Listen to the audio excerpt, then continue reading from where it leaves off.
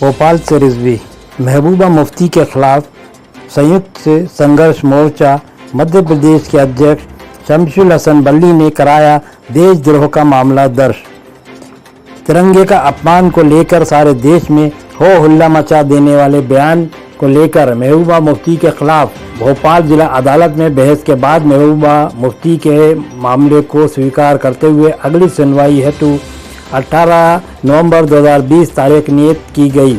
वहीं संयुक्त संघर्ष मोर्चा मध्य प्रदेश के अध्यक्ष शमशुल हसन ने कहा कि देश में कांग्रेस और भारतीय जनता पार्टी सिर्फ पुतला दहन और विरोध कर रहे हैं। ऐसा लगता है कि दोनों राष्ट्रीय पार्टियां सिर्फ दिखावा कर रहे हैं।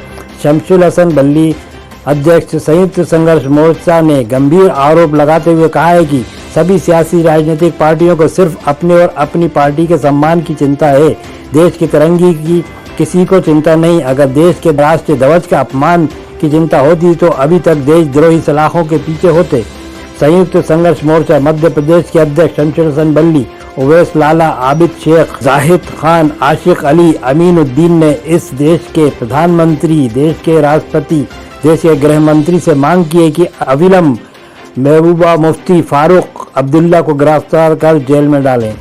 देश के का जो झंडे का, तिरंगे का कश्मीर में 23-24 तारीख को जो अपमान महबूबा मुफ्ती और फारूक अब्दुल्ला और लोगों ने जो तिरंगे का अपमान किया, इस देश के झंडे का अपमान किया, इसको लेके मैंने यहाँ एक परिवाद दायर किया है और उसमें मैंने लिखा है कि इस देशद्रोह का मामला बनता है। ऐसे लोगों को जो हमारे मुल्क में हवाएं और फिजाओं में जहर घोल रहे हैं, ऐसे लोगों को अविलंब गिरफ्तार होना चाहिए।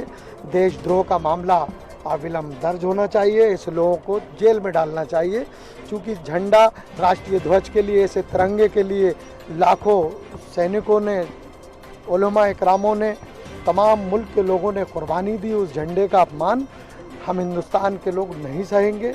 या आप देश के, मैं प्रधानमंत्री से, देश के गृह मंत्री से ये मांग करता हूं कि अविलंब महबूबा मुफ्ती की गिरफ्तारी होना चाहिए थी, लेकिन क्या मजबूरी थी देश के प्रधानमंत्री की, गृह मंत्री की, जम्मू कश्मीर के मुख्यमंत्री की, कि अभी तक उन लोगों ने इस मामले में कोई प्रकरण दर्ज नहीं किया। बयानबाजी चल रही है कश्मीर में, पुतला दहन चल रहा है, बराबर हम लोग आपके टीवी चैनलों पे देख रहे हैं, लेकिन किसी की ये हिम्मत नहीं हुई कि महबूबा मुफ्ती फारूक अब्दुल्ला के खिलाफ प्रकरण दर्ज कर गिरफ्तार नहीं किया। क्या वजह है, क्या मजबूरी है?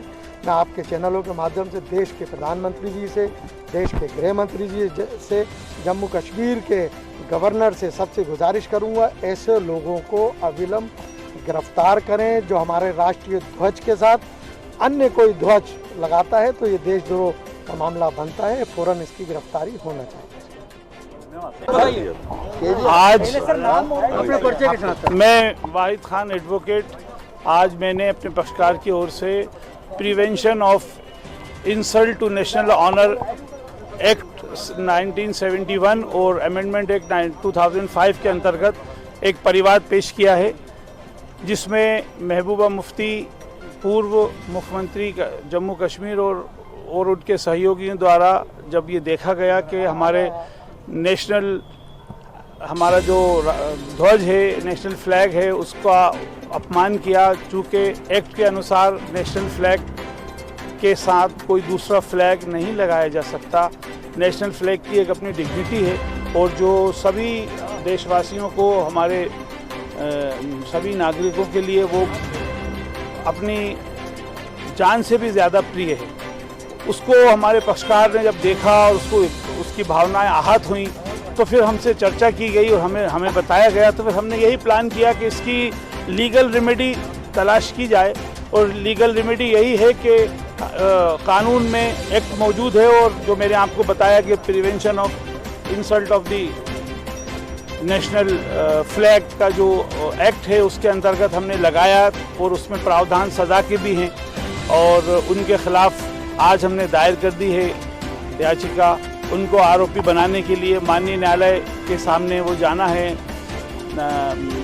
S15 के कोर्ट में वो फाइल हुआ है, नीति मैडम नाम बोल रहा हूँ, तो वहाँ विचार होगा, फिर केस रजिस्टर्ड होगा, ट्रायल चलेगा। और जो उन्होंने जिन लोगों ने जो किया है उन सबको हम लोग कोशिश करेंगे कि दंडित करें। हमारा उद्देश्य ये है कि आइंदा लोगों में ये चेष्टा ना हो, नई पीढ़ी के अंदर ये भावनाएं बने कि वो हमारे राष्ट्रीय ध्वज की, हमारे राष्ट्रीय जो भी गरिमा है उसका मान सम्मान बना के रखें और उसकी अहमियत, इम्पोर्टेंस को उसको समझें।